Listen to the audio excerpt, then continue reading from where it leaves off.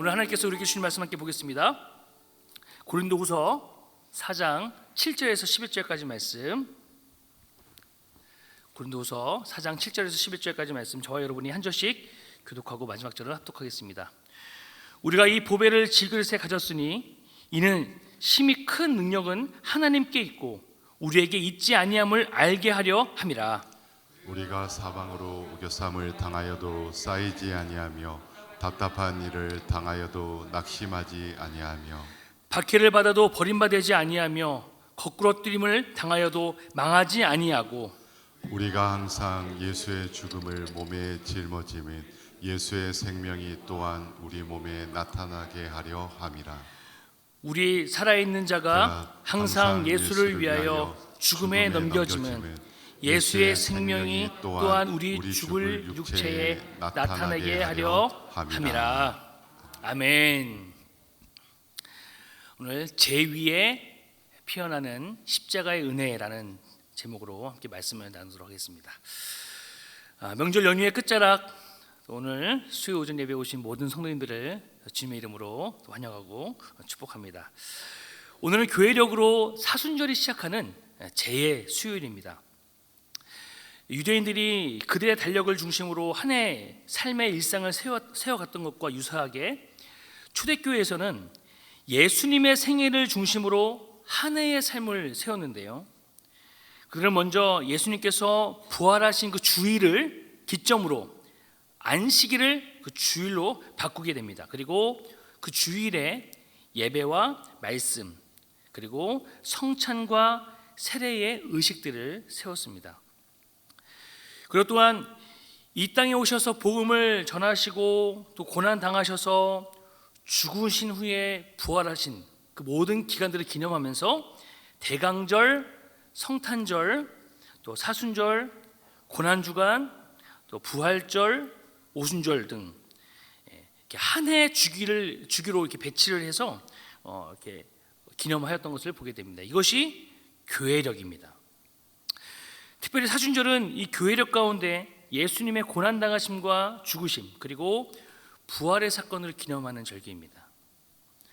이 기간 제수일부터 시작해서 부활절에 끝나는 기간을 우리가 보내게 되는데요, 이 기간 동안 성도들은 쾌락적이고 자극적인 삶으로부터 물러서서 스스로를 삼가고 또 회개하는 시간들을 갖습니다.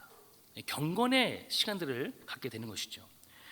그래서 우리의 죄를 위해서 고난받으시고 죽으신 후 부활하여 우리를 참 구원의 길로 인도하신 예수님의 은혜와 사랑을 기념합니다. 정통적으로 이 교회에서는 이 제수일에 종려나무 가지를 태운 재를 이마에 바르면서 성도들에게 이렇게 선포합니다. 너는 흙이니 흙으로 돌아갈 것을 기억하라. 이번에 창세기 3장 19절에 나오는 범죄한 아담에게 하나님께서 하신 말씀입니다. 우리 인간의 실존을 가장 적나라하게 보여주는 말씀이죠. 우리는 대단한 존재인 척 살아가지만 사실 하나님의 생기를 거두시면 한 줌의 흙먼지로 돌아갈 수밖에 없는 연약한 존재입니다. 그리고 유한한 존재인 것이죠. 아브라함도 비슷한 고백을 하는데요, 창세기 18장 27절에 자신에게는 기도할 자격도, 하나님 앞에 설 자격도 없다는 가장 낮은 마음으로 이렇게 고백합니다. 티끌이나 재와 같은 자입니다. 이렇게 고백합니다. 그렇습니다.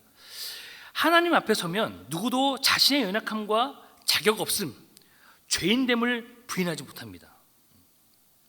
하나님은 우리의 영혼을 바로 들여다볼 수 있는 거울이기 때문입니다.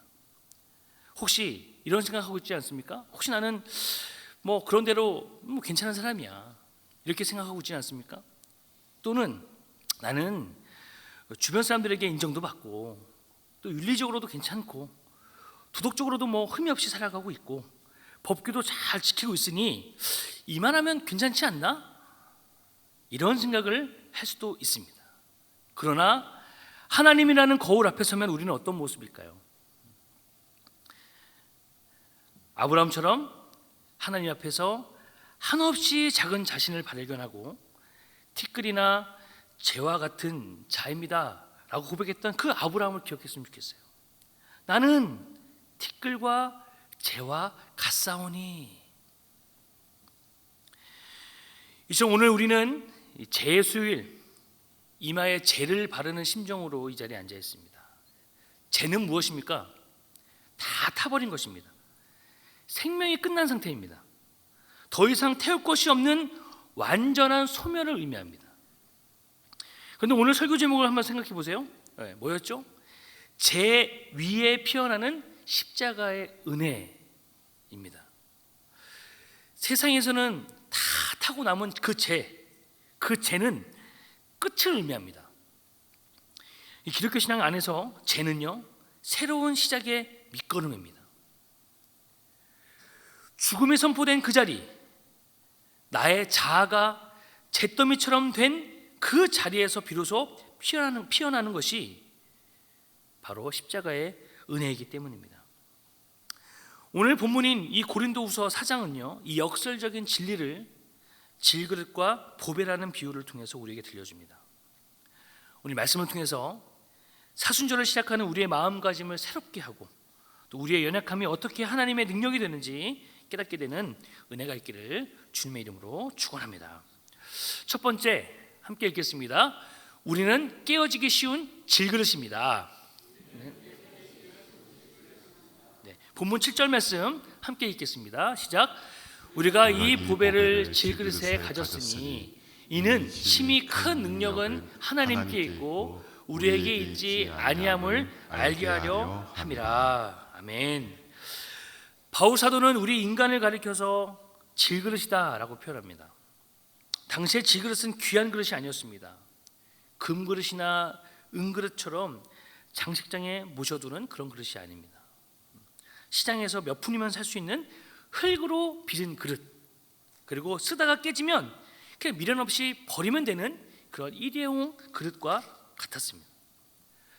그 질그릇의 특징은 무엇일까요? 투박합니다. 그리고 볼품 없습니다. 무엇보다 잘 깨진다 하는 것입니다. 살짝만 부딪혀도 금이 가고 깨집니다. 이것이 바로 저와 여러분의 모습이 아니겠습니까? 우리는 때로는 되게 굉장히 강한 척하기도 합니다. 때로는 괜찮은 척 포장하며 살아가지만 사실 작은 말 한마디에 상처받고요, 예상치 못한 고난 앞에서 쉽게 무너지는 연약한 존재들입니다. 건강하다고 자부하던 몸이 한순간에 무너지기도 하고 영원할 것 같던 그런 의지도요, 작심 3일 만에 끝나는 것을 너무나 수없이 경험하게 되는 것이죠.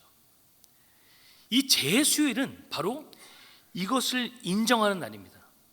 하나님, 저는 금그릇이 아닙니다. 저는 화려한 유리 그릇도 아닙니다. 저는 언제든 흙으로 돌아갈 수 있는 깨지기 쉬운 질그릇입니다. 이 고백이 이 사순절의 시작이어야 합니다. 우리가 신앙생활하면서 왜 자꾸 시험에 듭니까? 내가 질그릇인 것을 찾고 있는 거예요. 보배인 줄 착각하기 때문입니다. 내가 대단한 존재인 줄 착각하기 때문에 누가 나를 알아주지 않으면 섭섭합니다. 그리고 내 뜻대로 되지 않으면 사람과 그 하나님을 원망합니다. 저의 모습이기도 했고 아직도 깨지지 않은 모습이기도 한데, 그러나 내가 흙이요 질그릇임을 인정하는 순간 우리는요 겸손해질 수밖에 없습니다. 그런데 성경은 여기서 끝나지 않습니다. 이 볼품없는 이 질그릇 안에 무엇이 담겨 있다고 얘기하고 있습니까? 바로 보배이죠. 맞습니다. 이 보배는 무엇입니까? 바로 예수 그리스도의 생명입니다. 십자가의 복음입니다. 하나님의 영광을 아는 빛입니다. 이것이 기독교의 신비인 것이죠.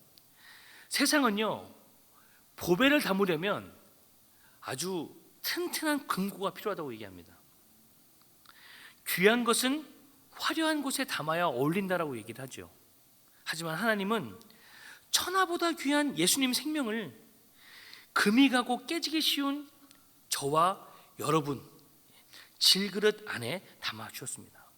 왜 그렇게 하셨을까요?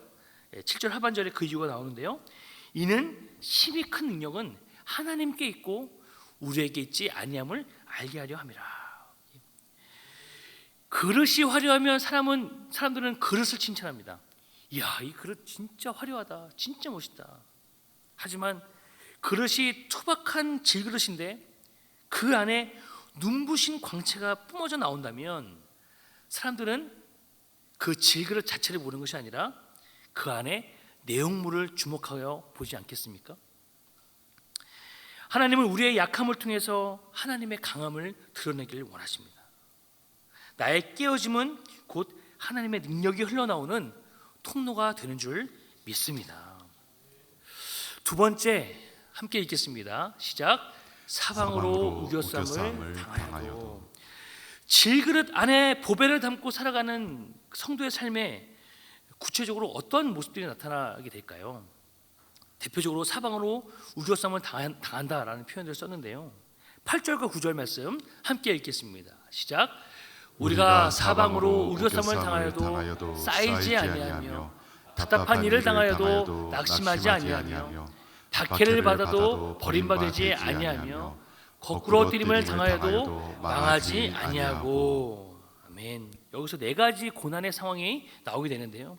우겨쌈을 당한다. 이것은 헬라어로 포도즙 틀에 넣어서 짓누르는 듯한 그런 압박감을 얘기합니다. 숨 쉴 수 없는 그런 압박감인 것이죠. 답답한 일, 이것은 길이 보이지 않는 막막한 상황입니다. 박해, 이것은 신앙 때문에 받는 외부의 공격 또는 핍박을 얘기합니다. 거꾸로 뛰림을 당한다. 이것은 누군가 나를 쳐서 쓰러뜨리는 결정적인 타격인 것입니다.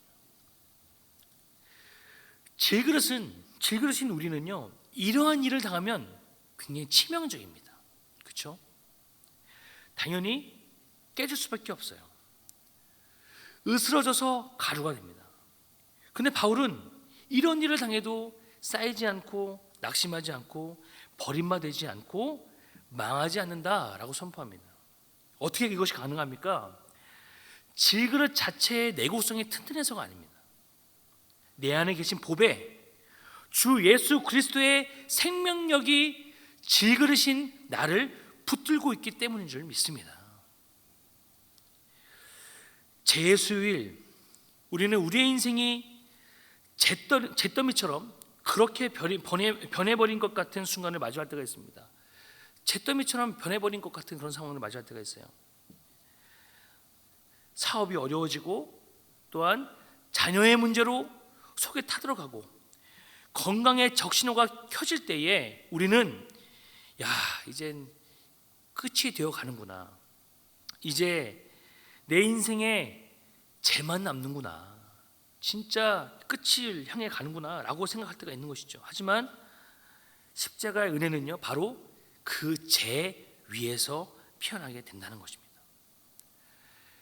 세상에서는 너는 끝났다 라고 말할 때 주님은 아니, 이제 시작이야 라고 말씀하신다는 거예요. 질그릇의 그 깨어진 틈 사이로 내 힘이 아닌 주님의 빛이 새어나오기 시작한 때가 바로 그때가 되는 줄 믿습니다. 우겨쌈을 당하십니까? 주님이 여러분의 보호막이 되어 주실 것입니다. 답답하십니까?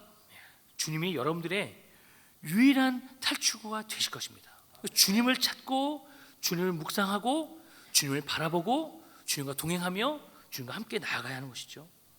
거꾸로 뛰림을 당하셨습니까?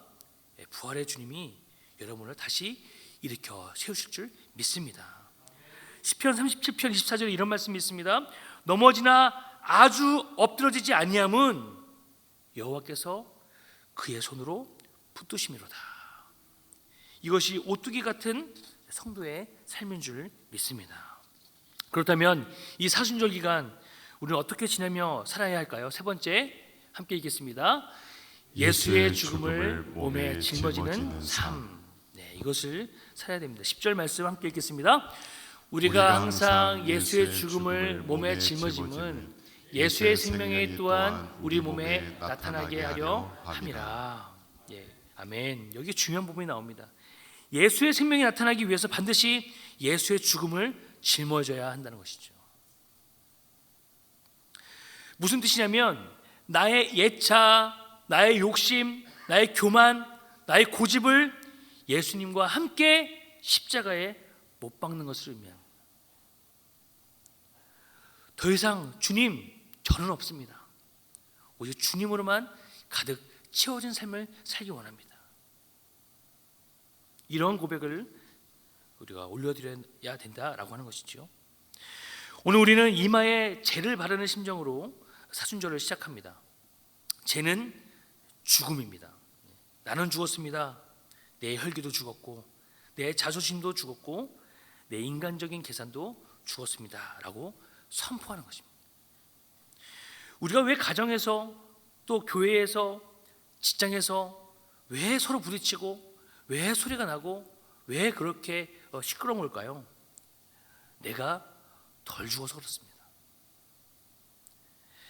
질그릇이 깨지지 않고 버티니까 부딪힐 때마다 쨍그랑 소리가 나는 거예요. 내가 가루처럼 부서져서 흙이 되고 재가 되면 아무리 밟아도 소리가 나지 않습니다. 이 사순절을 시작하는 이 40일은요, 이 죽음을 연습하는 기간입니다. 주님의 죽으심과 부활을 묵상하면서 침묵으로 또 기도로 십자가의 길을 묵상하며 함께 걸어가는 시간인 것이죠. 분주했던 우리의 말수를 줄이고 남을 판단하고 비판하던 입술을 닫는 기간이에요. 억울한 일이 있어도 변명하기보다 예수님처럼 침묵하는 거예요. 그 침묵의 자리, 그 자리를 기도로 채우는 것입니다. 주님, 나는 죽고 오직 예수로 살기 원합니다. 난 예수로 충만하게 살기 원합니다. 그리고 삶으로 살아가는 것이죠. 놀라운 비밀이 있는 것입니다. 내가 죽음을 짊어지고 묵묵히 그 길을 걸어갈 때 10절 후반절 말씀처럼 예수의 생명이 또한 우리 몸에 나타나게 되려 합니다. 내가 죽어야 내 안에 예수가 살아나는 것이죠. 내가 죄가 되어야 그 위에 은혜의 꽃이 피어납니다. 내가 낮아져야 주님이 높아지고 또한 주님이 나를 높이십니다. 핵심은요, 우리의 자아가 죽을 때 가능하다는 거예요. 말씀을 맺겠습니다. 제수요일 우리는 우리의 이마에 그리고 우리의 마음판에 십자가를 그립니다. 십자가를 그려요. 죄는 우리의 죄와 죽음과 절망을 상징하지만 십자가는요, 생명과 부활과 소망을 상징합니다. 우리의 인생이 아무리 깨어지기 쉬운 질그릇 같고 때로는 불타버린 재와 같이 느껴질지라도 낙심하지 않았으면 좋겠습니다. 낙심하지 마십시오. 우리 안에는, 우리 속에는 세상이 감당할 수 없는 보배 예수 그리스도가 계신 줄 믿습니다. 가장 낮은 곳에서 다시 시작하는 겁니다. 나의 약함을 자랑하십시오. 그리고 침묵과 기도로 십자가를 통과하십시오. 이 기간은 그러한 기간입니다. 그리하여서 40일 뒤에 맞이할 부활의 아침, 잿더미처럼 무너졌던 우리의 마음, 그 우리의 심령 위에, 그리고 여러분들의 가정과 일터와 또 교회 위에 예수 생명의 꽃이 만발하게 피어나는 놀라운 역사가 일어날 수 있기를 주님의 이름으로 축복합니다.